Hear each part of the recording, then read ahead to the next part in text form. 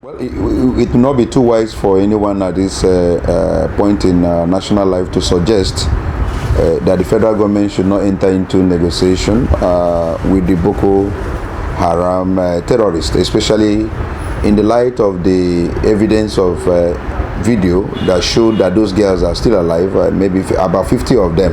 But in doing this, there must be a note of caution and warning. One, they must negotiate with the real people that are holding these girls hostage. It's also very important that the Boko Haram terrorists also must pinpoint how many of their people they want in exchange.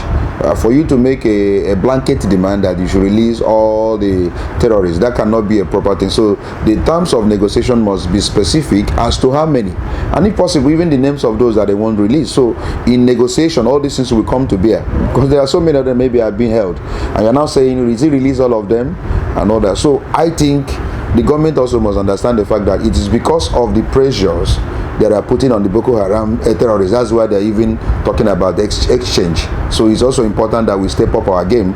So a carrot and stick approach. So we must be very careful in order not to lay a dangerous precedent, even in negotiation. Remember that the former government was swindled. Some people were claiming that they have access, they're the one in charge, they're the one that had custody of those girls, and so much millions of dollars, was actually spent without any result. So in this particular negotiation they're asking for, we must be very careful in order to ensure that we are dealing with the right people that are holding those girls hostage. You must also ensure that they be specific as to the number of people they want in exchange. I don't know what the government want to achieve, by openly declaring, some people who have had dealings with the Boko Haram terrorists, wanted. I don't know what they want to achieve, but I had thought that if they had wanted information from these people who have dealings with them, they would have done that, in a discreet manner. It's a known fact that even when Osama bin Laden was alive, some journalists used to have access to him, and they are the ones that were actually bringing information as to his demands, even his, the psychology of the man, what he was even planning to do or what he intends to do and all that. So it is very wrong for you now to declare journalists who have access to the Boko Haram terrorists, wanted.